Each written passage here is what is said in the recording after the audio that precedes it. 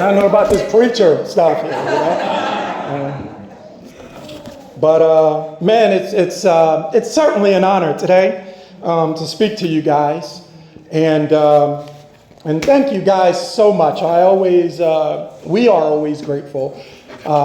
Sometimes with part services, we can check out a little bit. We can, I'd rather stay home and watch from Zoom. But thank you guys. Your presence is appreciated. Thank you guys for being here. You know, today we can be scrolling or turning over to 1 Kings 16. We're going to get into the Old Testament a little bit, and we're going to look at one of my favorite heroes in the Bible. And in fact, I've been around. Paul and I used to hang out. Paul the apostle. I've been around not as long as Chuck. Chuck's been around with Moses, but I've been around for some time. And if you're like me, when you're fighting the fight, you have your spiritual journey, so to speak. You know that there are seasons. And so for the last few years, Michelle and I have certainly been going through a specific season. And so when I say Elijah is one of my heroes in the Bible, I specifically mean for this season. And we'll get into that in a second. But I want to give you, a few of you guys are in our life team. And you know what comes next, I have to give you guys some context, a little bit background of Elijah. Where did he come from? Why at this time? What caused him to come do what he did? And God actually brought him to this specific moment. And so basically, real quick, we know, as some of us are familiar, it's called the period of the Judges. Israel has no king. Samuel comes along hundreds of years later. Saul is appointed the first king. That ends, there's definitely turmoil with that. And the most notable king takes his place, King David. And we know of his exploits. He's a great king, a man after God's own heart. After that, King Solomon comes, after David passes away. King Solomon takes over. Israel is still together, still united, probably a little weaker. But unfortunately, something tragic happens after that. King Solomon's son, Rehoboam, he's unable, unfortunately, to keep Israel together, keep them united. So what happens, the northern kingdoms, they separate under this king named King Jeroboam.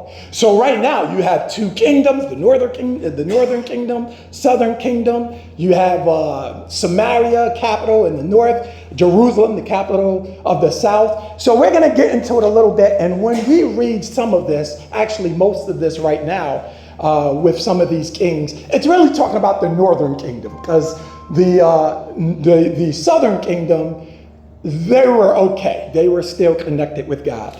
So immediately after this split, what happens is Israel descends into idolatry, descends into gross immorality, and God obviously takes note. And so what happens here, let's go ahead and go to 1 Kings 16. And I'm going to go ahead and start in verse 15. And I'm going to read quite a bit. Just try to follow along. I'm definitely going to read quite a bit today. But in verse 15, I'm going to read all the way up through 24.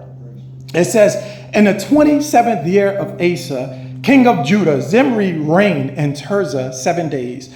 The army was encamped near Gibbethon, a Philistine town.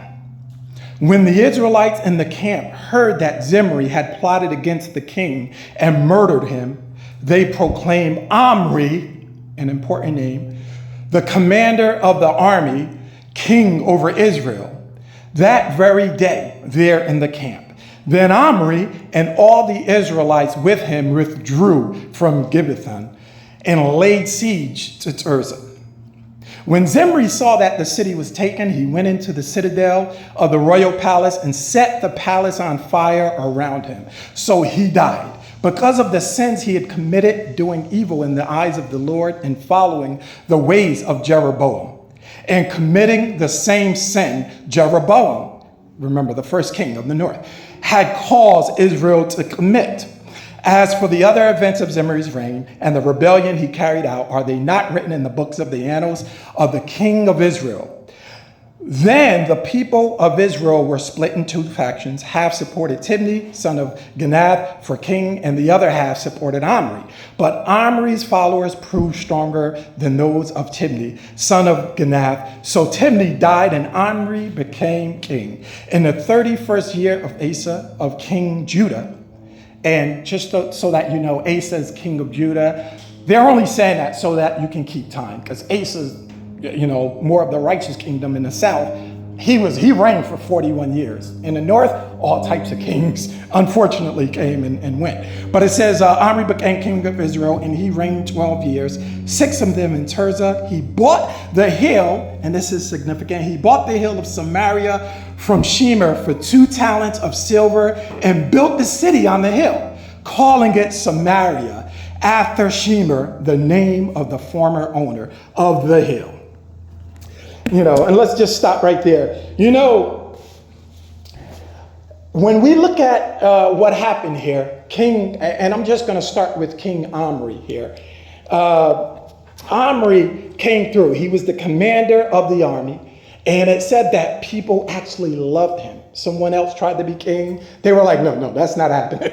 We want King Omri. So they bring in King Omri.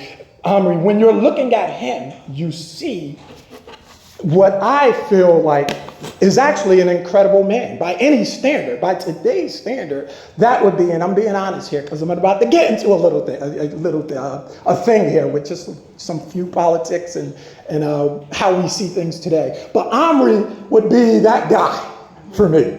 Just think about it. Leader of the commander of the army. He becomes king. He, for a little money, he bought the hill. Built Samaria. If you do the history on Samaria, this is actually where it derived from. It was King Omri that set that up. Incredible. And quite frankly, even after his death, 200 years after his death, the maps of the Syrians came in, they conquered them. Even 200 years after, in their maps, they had the land of Omri in the north. So this man was something, He was considered an incredible man by any worldly standard.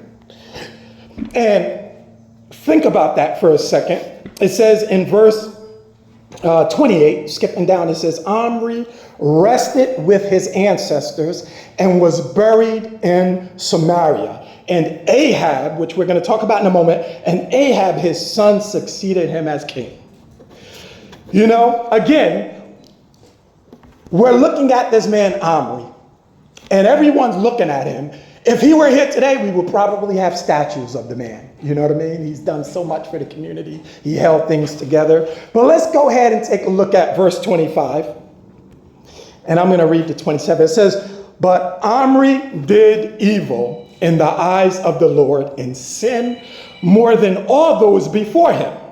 He followed completely the ways of Jeroboam, son of Nebat, committing the same sin Jeroboam had caused Israel to commit, so that they aroused the anger of the Lord, the God of Israel, by their worthless idols. As for the other events of Omri's reign, what he did and the things he achieved, are they not written in the book of the annals of the kings of Israel? So this part we don't want to leave out because, again, you read the first one, you're like, give this man a medal, we should be following him.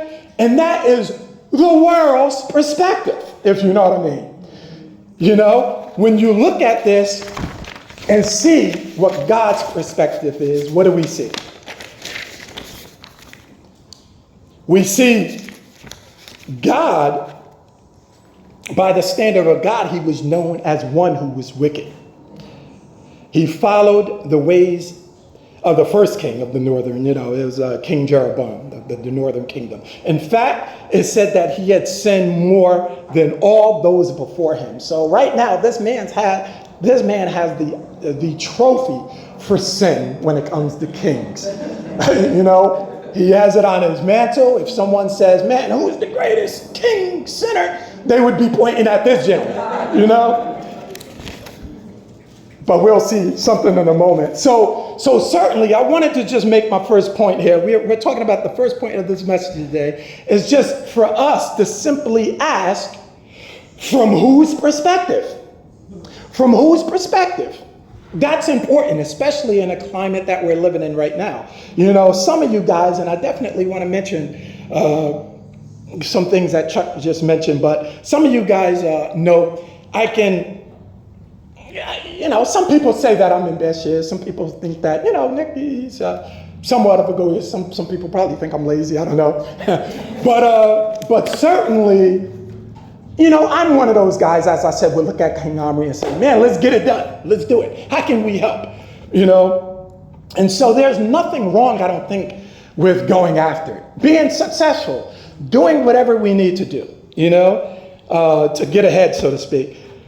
Now, I know she's not here this week. She was here last week. I don't think she's here. Auntie Dana, I call her Auntie. We call her Auntie Dana because she's really auntie to our children, so we like to nurture that title around them. And she's not here, but she would laugh right now if she were. And I did talk to her about this, so she gave me permission. I'm not talking about her. But a few weeks ago, we got into it. That is my sister in Christ. I treat her like a sister. We love one another. Dave and I are close, her husband, but we got into it. So in front of our home, there were a couple of disciples, we were having a garage sale, and I was in the house minding my own business. I come outside and I see Dana, and I'm not going to mention other couple of people, but they were having this political conversation. And so I step out and I see what they're talking about. And if you guys know me, I'm conservative. I'm an independent. I lean conservative though, And so I come out and as my wonderful wife would say, I'm ear hustling. I'm almost in that conversation. I'm near it and I jump right in, man. I jump right in and I start talking about the conservative ways, and there were just two views there. And we get into it, and man, you should have saw my convictions. I had to go, I had to run off because I had something scheduled, but I was at it. But about the bootstraps and all of these other things of a conservative viewpoint, if you know what I mean. And so as I drove away, I just felt wrong. There was just something eating at my soul, and I just didn't feel whole in the moment. And as I was driving away, I called those sisters back. They were still there. I called them back to apologize.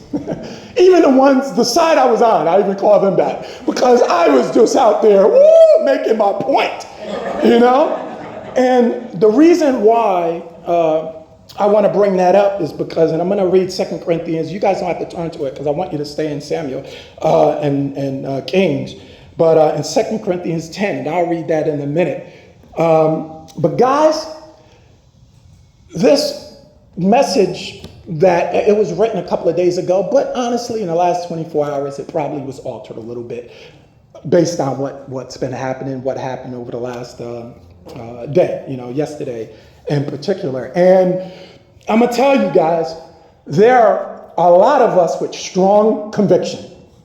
There are many of us that would look for the Omris, and I'm not talking about, because Omri could very well be, I'm just going to get political here, can very well be Barack Obama, it can be Biden, it could be Trump, it could be anyone. Those guys were leaders of our country for a reason. We cannot take anything away from them.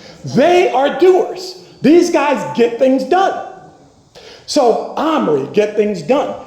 But I dare say the conviction that I have and some of us share, and so freely some of us are liberal even on Facebook and Instagram, and we can just get out there and say things. And like me the other day,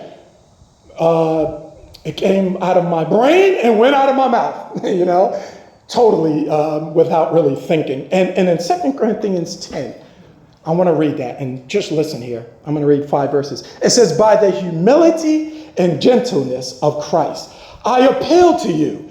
I, Paul, who am timid when face to face with you, but bold toward you when away. I beg you that when I come, I may not have to be as bold as I expect to be towards some people who think that we live by the standards of this world. For though we live in the world, we do not wage war as the world does. Amen. The weapons we fight with are not the weapons of the world.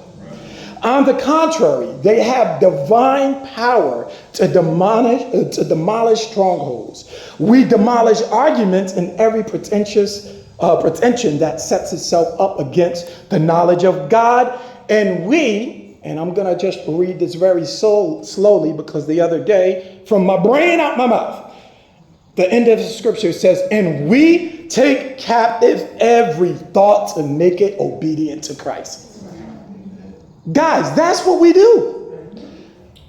That's what we should be doing, I should say. We don't do it all the time. I step out on the doorstep, I didn't do it, But certainly this really should be our lives, guys. This is what we do. We need to take all the thoughts. We can watch CNN, but let's filter it through the lens of Christ. Let's filter it through the lens of Christ. And I think sometimes we forget that, That day of our colorful debate, I said conversation, I forgot the word I used before, but it certainly was a debate, and it was colorful. But that has definitely taught me to move on here. But I just wanted to reiterate, there's nothing wrong with stating our opinions. There's nothing wrong with, quote unquote, getting the job done, going after it. My only fear with myself is that we forget to include God.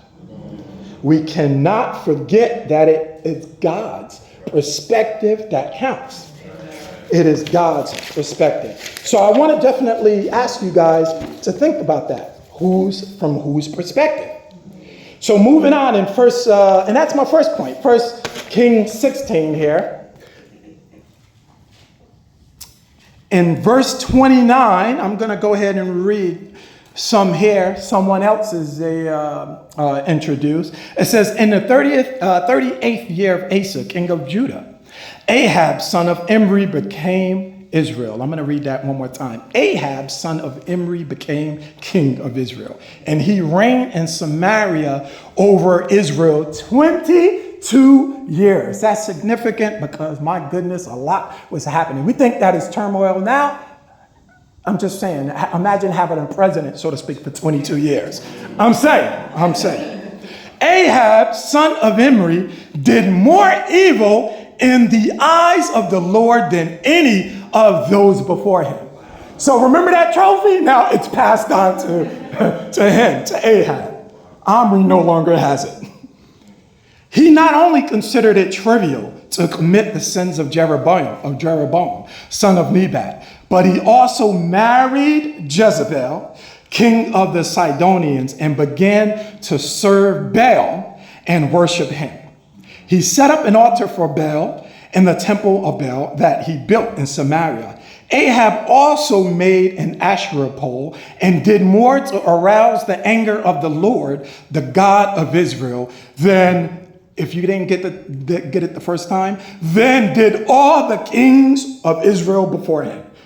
That's pretty significant, just to show you the descent that he and Jezebel, and which I'm going to actually touch on right now, had to do when it came to Israel.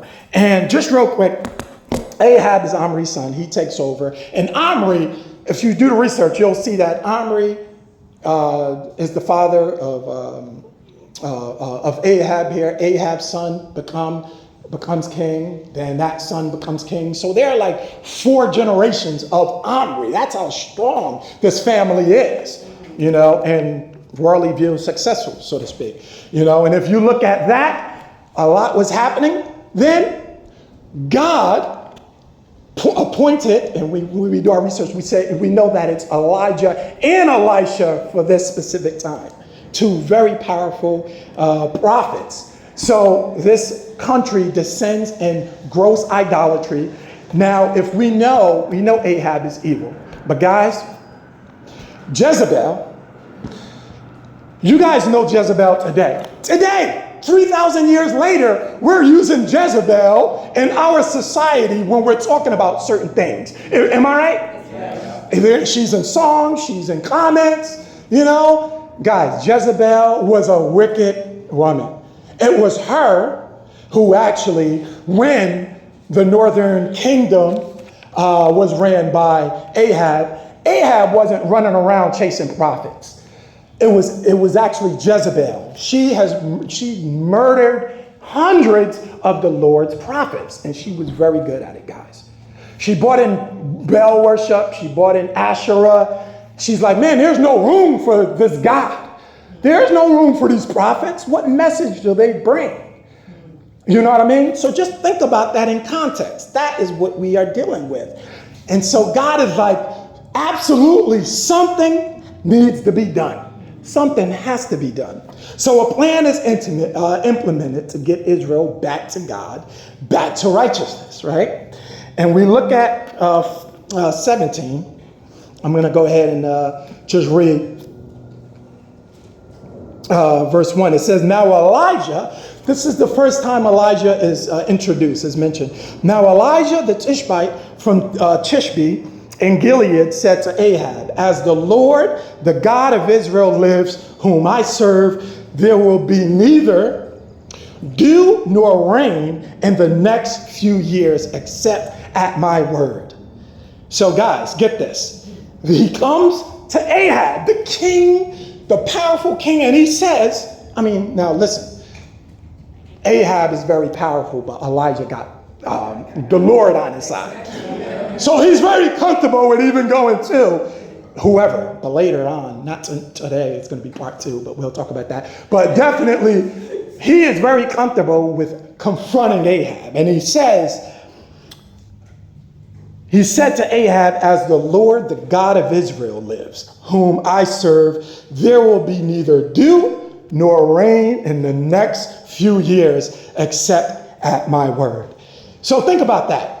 Now, we're talking 2 different perspectives. This society is probably building things and doing great, and all of a sudden, this guy comes along, Elijah, and people know him to be a man of God, and he says, whoa, wait a minute. You know what? For the next 3 years, something needs to be shaken up here, Ahab. In fact, for the next 3 years, you will not see dew or rain. For the next 3 years, that's it. God is tired of it. It is what it is.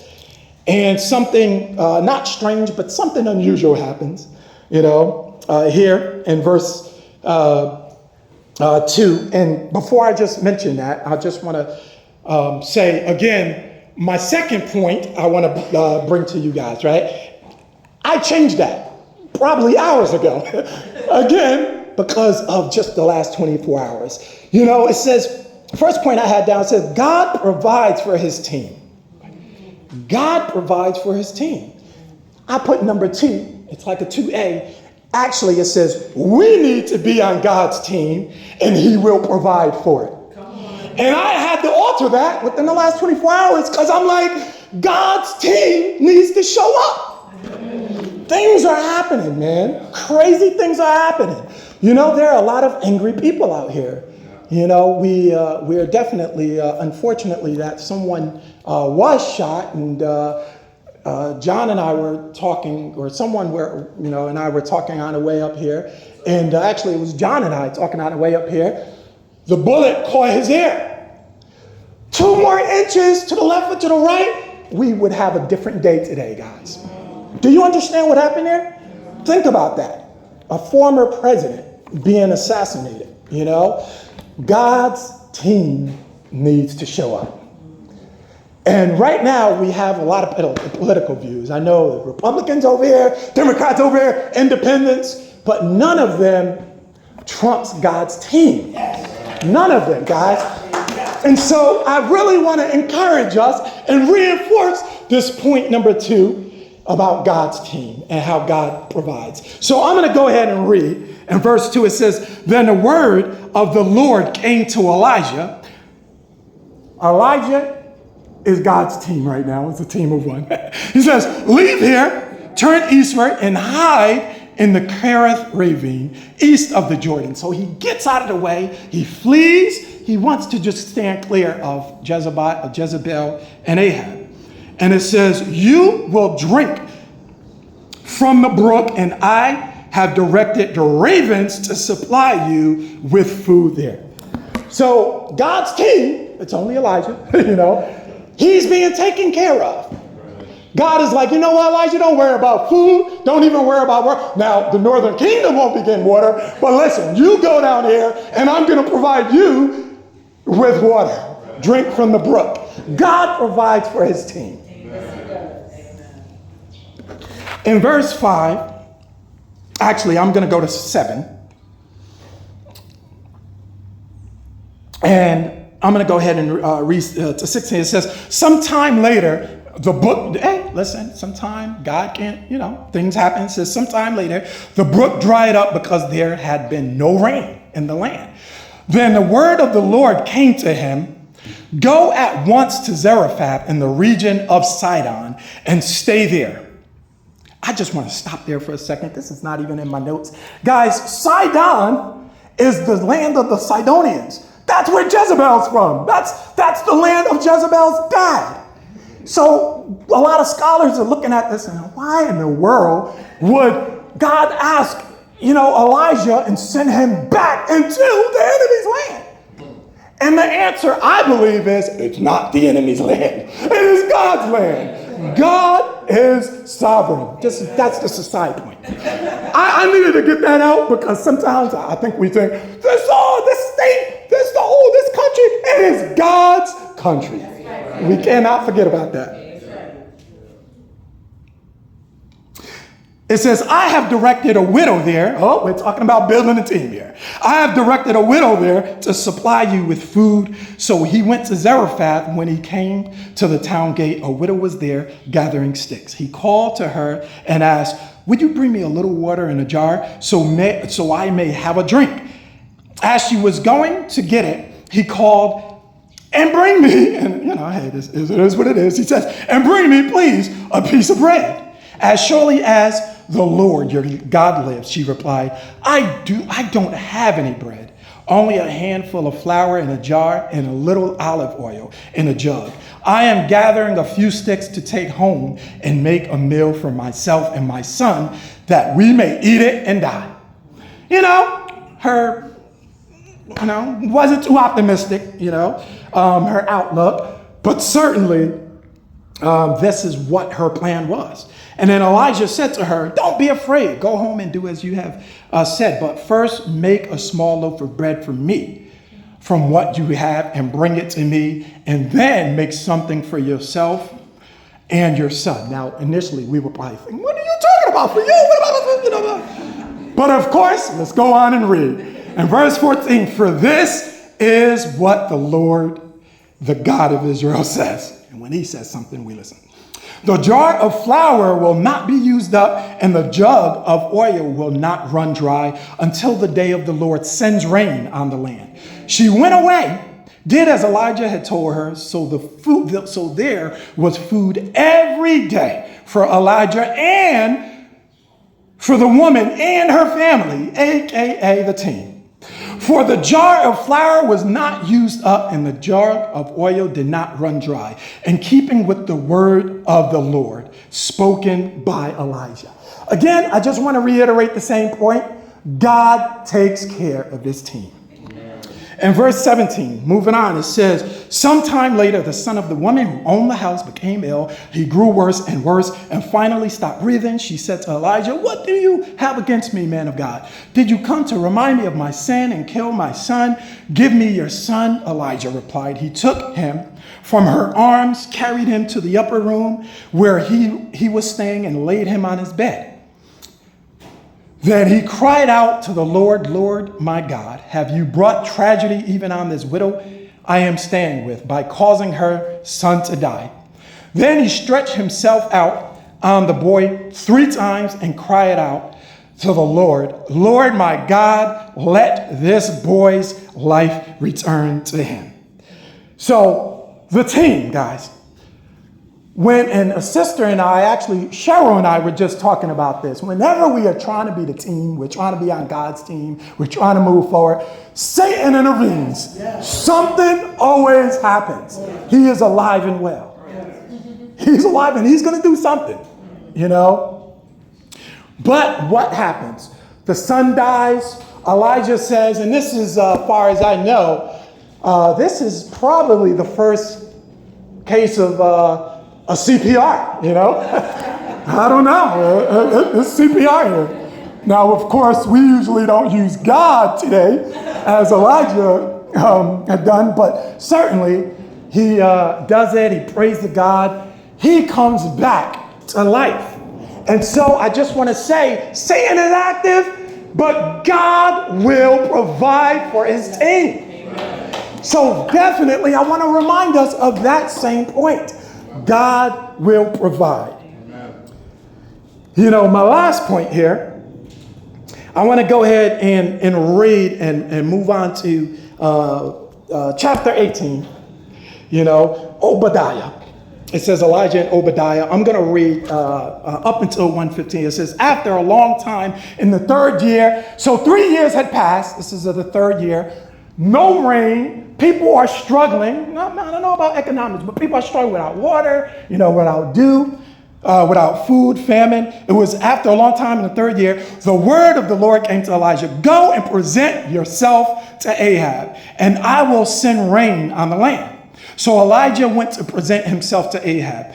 Now the famine was severe in Samaria, and Ahab had summoned Obadiah, his palace administrator. Obadiah was a devout believer in the Lord. While Jezebel was killing off the Lord's prophets, Obadiah had taken 100 prophets and hidden them in 2 caves, 50 in each, and had supplied them with food and water. And guys, just so you know, this can actually be an act of defiance that can lead to death.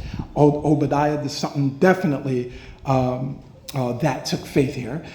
But it says, Ahab had said to Obadiah, go through the land to all the springs, through the land, all the springs and valleys.